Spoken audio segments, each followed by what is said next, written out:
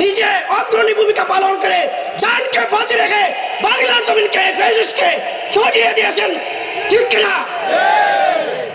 যদি যারা জিকির করতো তার এই কলমের ভিতরে পশুত্ব থাকতো না। যদি আপনি জিকির করেন কলমের ভিতর থেকে পশুত্ব দূর হয়ে যাবে। আপনি একটা খাঁটি মানুষ হয়ে আল্লাহর মনোনীত বান্দা হয়ে জান্নাতি করে দুনিয়া থেকে বিদায় নিতে পারেন, ঠিক কিনা? তো ভাইরা, আমরা দুনিয়ায় কেউ থাকবো না। একটু চক্ষু মুজি চিন্তা করি। আজকে যদি আপনি আমি মারা যাই, চতুর্দিকে এলান দেবে অমুক আর দুনিয়ায় নাই। আত্মীয় স্বজন ছেলে মেয়ে মায়ার মানুষগুলা চতুর্দিক থেকে চলে আসবে। কেউ যাবে বাজারে কাপড় আনার জন্য, কেউ যাবে খবর খোঁজার জন্য, কেউ যাবে বাঁশঝাড়ে বাঁশ কাটার জন্য। আদরের ছেলে মেয়ে আত্মীয় স্বজন সবাই মিলিয়া বড়ই পাতা দিয়া গরম পানি করিয়া জনমের শেষ গোসল দেওয়াইয়া সাদা কাপড় দিয়া কাপন পরাইয়া মসজিদের খাটিয়ার মধ্যে উঠাইয়া আপনি আমাকে সবাই জানাজার মাঠে নিয়ে জানাজা পড়াইয়া আপনি আমাকে সবাই দৌড়াদৌড়ি করিয়া কবরের মধ্যে রাখিয়া দিয়ে আসবে।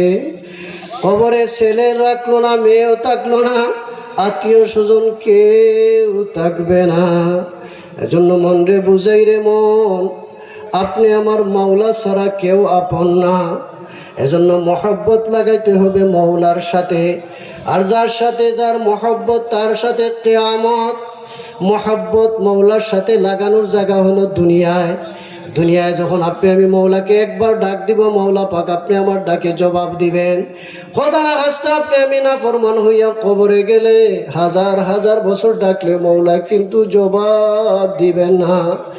এজন্য আপনি আমি মহব্বতের সাথে খেয়ালের সাথে জিকির করব। যখন বলবো লা ইলাহা ইল্লাল্লাহ, লা যখন বলবো ডান দিকে মুখটাকে ঘুরাবো, খেয়াল করব আমার কলবে মুফতিগিরি নাই, মুহাদ্দিসগিরি নাই, এমপিগিরি নাই, মন্ত্রীগিরি নাই, মেম্বারগিরি চেয়ারম্যানগিরি নাই, সব পালায় দিলাম।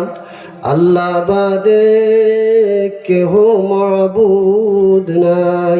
লা ইলাহা ইল্লাল্লাহ, লা ইলাহা ইল্লাল্লাহ, লা ইলাহা ইল্লাল্লাহ, লা ইলাহা ইল্লাল্লাহ, লা ইলাহা ইল্লাল্লাহ, লা ইলাহা ইল্লাল্লাহ, লা ইলাহা ইল্লাল্লাহ, লা ইলাহা ইল্লাল্লাহ, লা ইলাহা ইল্লাল্লাহ, লা ইলাহা ইল্লাল্লাহ, লা ইলাহা ইল্লাল্লাহ, লা ইলাহা ইল্লাল্লাহ, লা ইলাহা ইল্লাল্লাহ, লা ইলাহা ইল্লাল্লাহ, লা ইলাহা ইল্লাল্লাহ, ইল্লাল্লাহ, লা ইলাহা ইল্লাল্লাহ, লা ইলাহা ইল্লাল্লাহ, লা ইলাহা ইল্লাল্লাহ, লা ইলাহা ইল্লাল্লাহ, লা ইলাহা ইল্লাল্লাহ, লা ইলাহা ইল্লাল্লাহ, লা ইলাহা ইল্লাল্লাহ, লা ইলাহা ইল্লাল্লাহ, লা ইলাহা ইল্লাল্লাহ, লা ইলাহা